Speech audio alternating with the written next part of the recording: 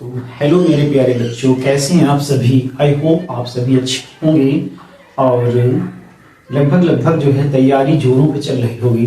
तो बच्चों आज जो है बहुत इंपॉर्टेंट जो परिभाषाएं एग्जाम में पूछी जाती हैं उनको आपको समझाना चाहेंगे। उनका फिगर, उनके सूत्र, फार्मूले कैसे पूछे जाते, सारी चीजें आपको समझाएंगे बच्चों। तो आप जो है बिना देरी के देखते हैं बच्चों।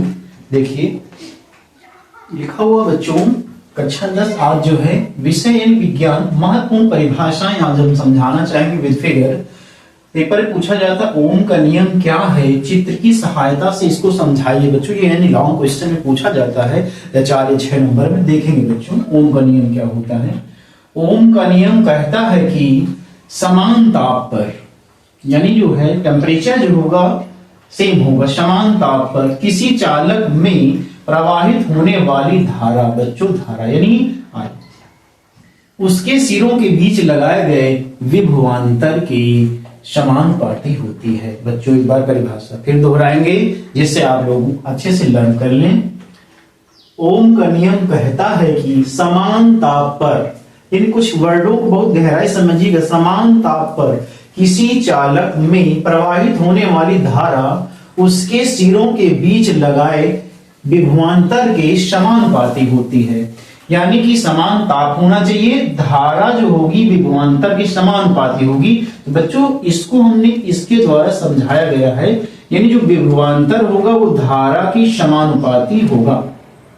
आगे देखेंगे जब इस समानुपाती निशान को हटाएंगे तो V बराबर हो जाएगा IR, यानी R जो है ये इज प्रोपोर्शनल टू के स्थान पर आ जाएगा। यानी जहां R जो है एक नियतांक है। अब ये भी समझेंगे कि ये V क्या है, I क्या है, R क्या है। V जो होता है विभवांतर होता है, I जो होती है धारा होती है जिसे इंग्लिश में करंट कहते हैं, विभवांतर को वोल्टेज कहते हैं। R जो है प्रतिरोध है, इसे इंग्लिश में रेजिस्टेंस बोलते हैं। बच्चों पेपर में जो मोस्ट इंपॉर्टेंट इनकी जो है इनके सूत्र पूछे जाते हैं। पूछा जाता है विभवांतर का सूत्र, मात्रक यानी पूछे जाते हैं। तो जो विभवांतर का मात्रक होता है बच्चों वो होता है वोल्ट, और विद्युत धारा का होता है एम्पियर, और प्रतिरोध का मात्रक होता है ओम। ओम यानी बच्चों इसका मात्रक लिख ही लेते हैं ओम। बच्चों फिर से एक बार दोहराएंगे। V का मतलब विभवांतर, I का मतलब विद्युत धारा, R का मतलब प्रतिरोध। इससे संबंधित हम न्यूमेरिकल भी करेंगे अगर इन चीजों को अच्छे से समझ लेंगे। यानी जब भी विभवांतर लिख के आएगा तो उसकी का मात्रक वोल्ट लिखा होगा, विद्युत धारा है तो एम्पियर में होगा, और प्रतिरोध है तो वो ओम में लिखा होगा। आगे बच्चों जो है हम लोग इसका जो फिगर समझते हैं। फिगर को आप अच्छी तरीके से देख लीजिएगा। फिगर जो है पेपर में बनाने के लिए आता है, तभी आपका जो है लॉन्ग क्वेश्चन बनेगा। ये आपकी जो है बैटरी यहाँ जोड़ी गई है, ये आपका खुला ये कुंजी है, इसको बोलते हैं कुंजी, ओपन है इस समय। और ये आपका अमीटर, पूछा गया कई बार पेपर में कि विद्युत धारा को किससे मापा जाता है, तो बच्चों हमारा जवाब होगा अमीटर से। विद्युत धारा को अमीटर से मापा जाता है और विभवांतर को वोल्ट मीटर से। और ये आपका यहाँ पे प्रतिरोध का निशान है, ये आपका जो है V वोल्ट है, और यहाँ पे आपका जो है वोल्ट मीटर लगा हुआ। तो बच्चों इस प्रकार जो है फिगर को आप लोग जो है बना लेंगे और अच्छे से डिफिनीशन को याद कर लेंगे। बच्चों हमारा मानना है कि ये परिभाषा बच्चों 100% आएगी ही 2026 के पेपर में। बच्चों बिल्कुल निश्चित रूप से बहुत इंपॉर्टेंट है और पूछी ही जाती है। बच्चों इसको अच्छे से नोट डाउन कर लेंगे और इसका हो सके शॉर्ट स्क्रीन ले लीजिए बच्चों। अब दूसरी देखते हैं, दूसरी हेडिंग है प्रकाश संश्लेषण की अभिक्रिया। बच्चों बहुत इंपॉर्टेंट है, बहुत बार पेपर में पूछी गई है। प्रकाश संश्लेषण की प्रक्रिया क्या होती है। तो प्रकाश संश्लेषण वह प्रक्रिया है जिसके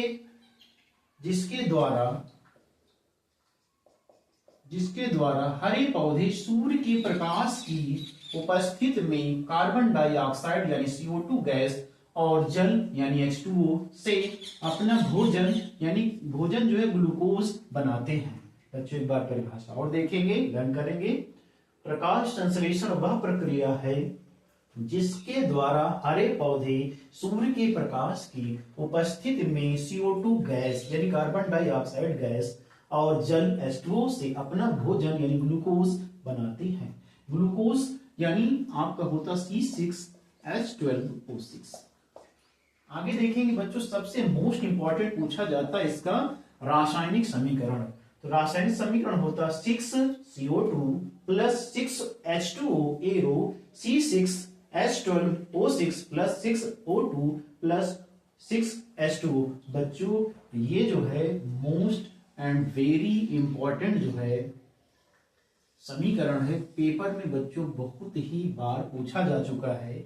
और सबसे खास है कि आवश्यक परिस्थितियां क्या होती हैं। आवश्यक परिस्थितियों में सूर्य का प्रकाश यानी क्या है, सनलाइट होनी चाहिए।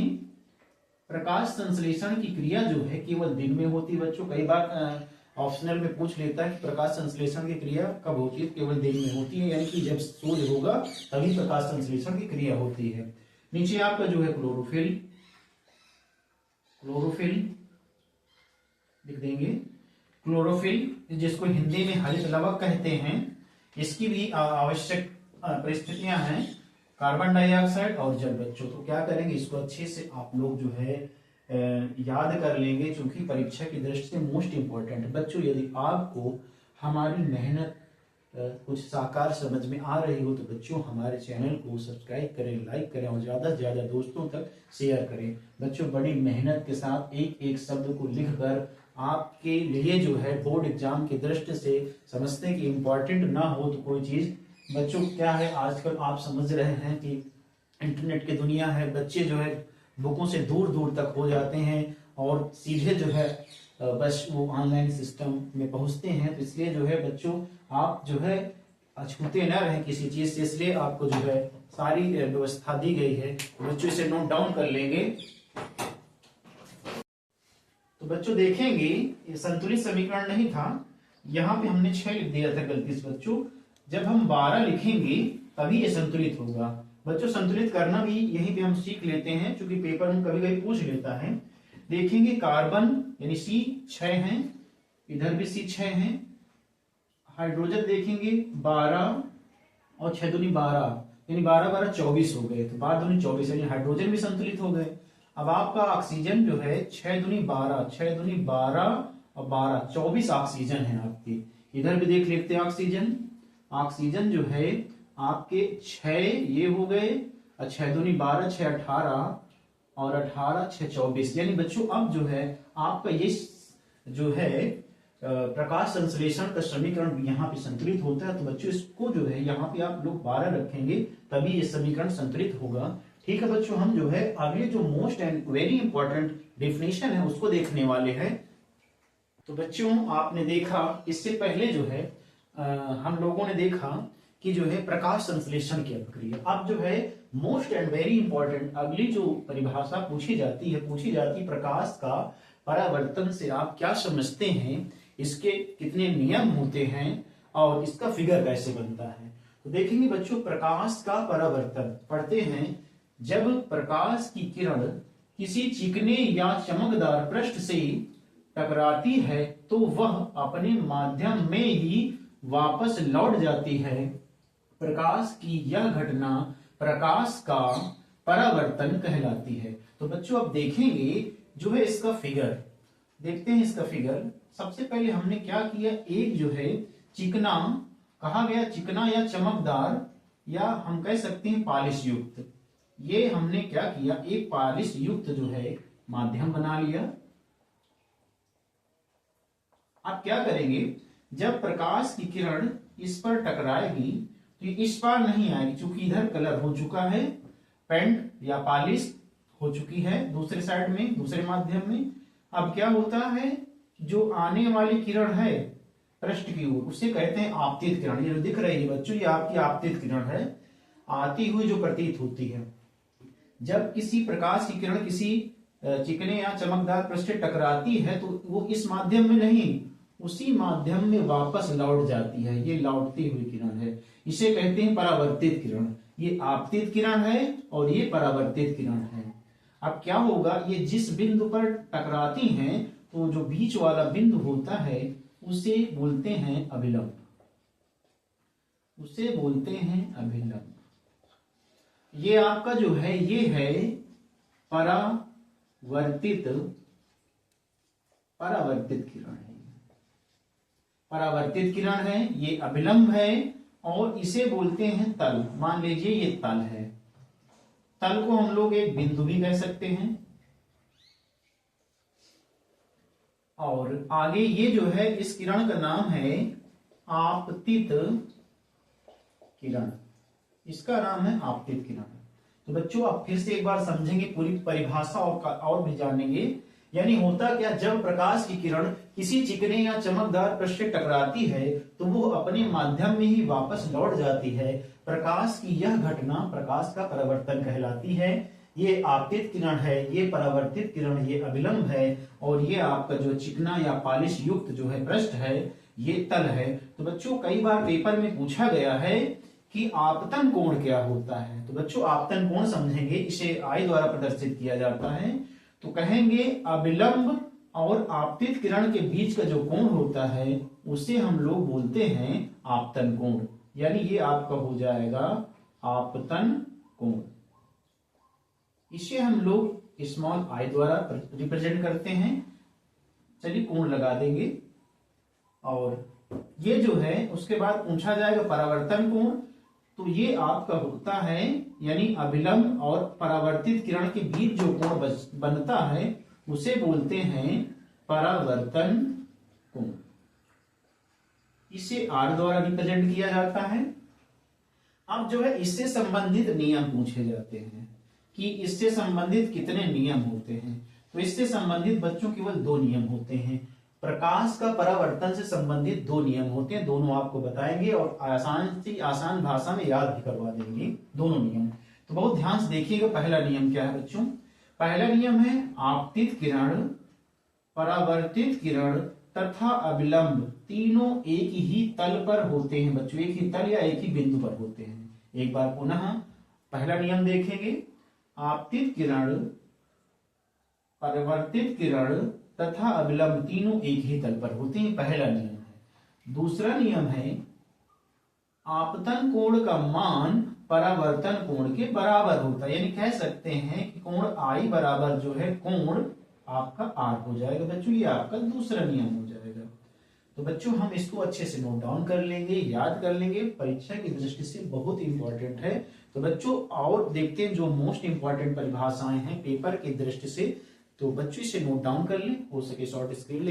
तो बच्चों हम लोग जो है अब देखेंगे आगे। तो हम लोगों ने इससे पहले देखा था प्रकाश का परावर्तन का नियम। अब देखेंगे प्रकाश का अपवर्तन का नियम क्या होता है। तो बिना देरी के देखते हैं बच्चों। यानी जब प्रकाश की किरण किसी पारदर्शी माध्यम से होकर गुजरती है तो वह अपने मार्ग से थोड़ा विचलित यानी मुड़ जाती है। प्रकाश की इस घटना को प्रकाश का अपवर्तन कहते हैं। तो बच्चों हम क्या करेंगे, 2 फिगर द्वारा इसको जो है बिल्कुल क्लियर कर लेंगे। देखो बच्चों ऊपर जो है हमने विरल माध्यम रखा, नीचे सघन माध्यम। यानी वायु जो होती है विरल होती है और जल जो होता है सघन होता है। यानी जब प्रकाश की किरण किसी पारदर्शी माध्यम से गुजरती है तो वो थोड़ा अपने मार्ग से विचलित हो जाती है। ये घटना तो कहलाती है अपवर्तन। अब सबसे ज्यादा समझने वाली ये बात है कि ये जो अभिलंब है कब किरण दूर जाएगी कब पास आएगी। तो जब किरण विरल माध्यम से सघन माध्यम की जाएगी तो वह क्या होगा, अभिलंब की ओर झुकेगी। तो हमने बिल्कुल क्लियर किया फिगर के द्वारा कि जब विरल से सघन में जाएगी तो क्या होगा, वो अभिलंब की ओर झुकेगी। और यदि सघन से विरल में जाएगी तो वो अभिलंब से थोड़ा दूर भागेगी। तो लिखा हुआ अभिलंब से दूर जाती किरण। यानी कि जब सघन से विरल में जाएगी तो अभिलंब से दूर होगी और जब विरल से सघन में जाएगी तो क्या होगा, वो अभिलंब की ओर झुक जाएगी। तो बच्चों ये रहा प्रकाश का अपवर्तन।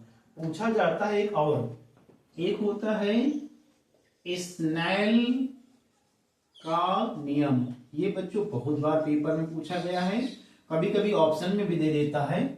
तो याद रखेंगे इसको। स्नेल का नियम होता है साइन आई बटे साइन आर बराबर नियतांक। तो बच्चों इसको हम नोट डाउन करेंगे। सबसे खास एक बात और बताना चाहेंगे कि जो स्नेल का नियम होता है वो प्रकाश के अपवर्तन से पाया जाता है या उसी में मिलता है। और बच्चों और कुछ ध्यान देने वाली बात यह है कि जो है कभी कभी पूछता है प्रकाश का अपवर्तन के कुछ उदाहरण दीजिए। तो बच्चों प्रकाश के अपवर्तन के कुछ उदाहरण हम मौखिक रूप से दिए दे रहे हैं।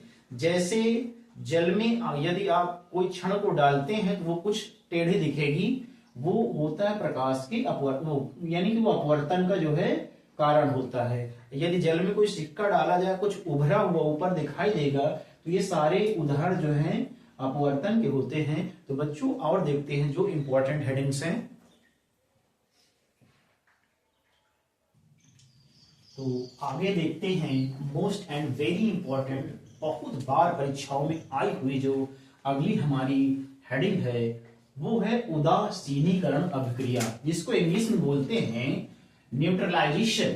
कभी कभी इंग्लिश में डायरेक्ट पूछ लिया जाता है, तो हम इंग्लिश भी कुछ हेडिंग्स याद रखेंगे। पेपर में आ जाए कि न्यूट्रलाइजेशन क्या होता है या इसकी डिफिनीशन क्या होता है, तो बच्चों इंग्लिश जानना भी बहुत जरूरी है। तो देखें क्या होती है। अम्ल एवं क्षारक आपस में अभिक्रिया करके लवण यानी सॉल्ट तथा जल बनाते हैं, इसे ही उदासीनी जो है अभिक्रिया कहते हैं। तो बच्चों एक बार फिर देखेंगे, यानी जब अम्ल एवं क्षार आपस में मिलते हैं अभिक्रिया के द्वारा, तो यानी कि लवण तथा जल का निर्माण होता है, इसे ही उदासीनीकरण की अभिक्रिया कहते हैं, न्यूट्रलाइजेशन कहते हैं। जैसे हम एक समीकरण द्वारा देखते हैं, ले लिए अम्ल और क्षारक मिला दिए तो लवण और जल बन गया। इसको जो है हम केमिकल जो है रिएक्शन द्वारा देखेंगे, रासायनिक समीकरण द्वारा। जैसे एक अम्ल ले लेते हैं HCl, तो बच्चों ये अम्ल का उदाहरण है HCl। एक क्षारक ले लेते हैं NaOH, तो बच्चों याद रखेंगे इसको, ये अम्ल का उदाहरण है, ये क्षारक का है। कभी पेपर में आ जाए कोई क्षार, ये NaOH क्या है, ये क्षारक है, HCl क्या है, अम्ल है। और एक पेपर में बहुत बार पूछा जाता है कि अम्ल में निश्चित रूप से पाया जाने वाला तत्व कौन सा है, तो बच्चों याद रखेंगे हाइड्रोजन पाया जाता है। चलो देखते हैं जो यहाँ पे इंपॉर्टेंट है। यानी अम्ल HCl, क्षारक NaOH ले लिया, तो हमारा जो है बनके कंप्लीट हो जाएगा NaCl। NaCl यानी सोडियम क्लोराइड जो नमक होता है, और क्या होगा आपका जल H2O बन जाएगा। बच्चों देखें क्या संतुलित है, क्या देखा हमने Na, हाँ Na यहाँ पे है, Cl है, और H एक ये है और एक ये है, मिला के H2 हो गया, O अकेला। तो बच्चों हम देख लेंगे ये संतुलित समीकरण भी है। तो आपका HCl plus NaOH arrow NaCl plus H2O। तो बच्चों ये आपका जो है उदासीनीकरण की अभिक्रिया जो है अच्छी तरीके से देख लेंगे, नोट डाउन कर लेंगे। तो बच्चों जो है हम देखते हैं आगे जो इंपॉर्टेंट है, कुछ और हेडिंग जो बहुत खास इंपॉर्टेंट है।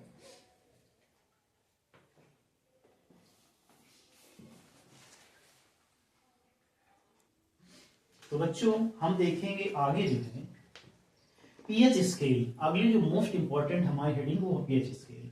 पीएच स्केल देखें कहते किसे, किसी विलयन में उपस्थित हाइड्रोजन आयन की जो सांद्रता ज्ञात करने के लिए एक पीएच स्केल विकसित किया गया, जिसे पीएच स्केल कहते हैं। विकसित किसके द्वारा हुआ था बच्चों, कभी पेपर में पूछ लिया जाए तो विकसित हुआ था सोरेनसन, यानी सोरेनसन नामक वैज्ञानिक द्वारा विकसित किया गया था। अब क्या होता, इसमें शून्य यानी 0 से 14 तक का मान ज्ञात किया जा सकता है। अब देखेंगे बच्चों, जैसे पीएच स्केल हमने बनाया है ऐसे नॉर्मली, पेपर में आप लोग भी ऐसा बना लेंगे। हमने 0 से 14 तक के जो है नंबर, यानी 0 हो गया, बीच में जो भी नंबर आएंगे आप समझ सकते हैं, 1 2 3 इधर, 8 9 10 इधर। तो बच्चों अब समझेंगे, यानी 7 जिसका पीएच मान 7 होगा वो होगा उदासीन, और 7 से यदि अधिक पीएच मान वाला कोई पदार्थ होगा या यौगिक होगा वो होगा क्षारीय, और 7 से कम जिसका पीएच मान होगा वो होगा अम्लीय। अब देखो बच्चों कुछ हमने एग्जाम्पल लिया है, जैसे जल हो गया, रक्त हो गया, एक हो गया नींबू। हमने जो है तीनों के एग्जाम्पल देना चाहा आपको। जैसे देखते हैं जल का पीएच मान होता है 7, तो 7 वाला जो होगा यौगिक वो हो जाएगा आपका उदासीन। रक्त का होता है 7.4 यानी 7 से ज्यादा है तो ये रक्त जो होगा क्षारीय हो जाएगा। नींबू का होता 2.2 यानी कि 2.2 का मतलब ये हो जाएगा अम्लीय। तो इस प्रकार हम लोगों ने जो है most and very important heading देख रहे हैं। यदि बच्चों आपको हमारी मेहनत अच्छी लग रही हो तो हमारे चैनल को जो है लाइक करें, हमारे वीडियोस को जो है और भी दोस्तों तक शेयर करें, तो जिससे हम और ढेर सारी चीज आप तक जो है घर बैठे जो है आपको दे सकें, आप पढ़ सकें और अच्छे नंबर पा सकें, ज्ञान भी आ सके जिससे हम आगे और कुछ कर सकें।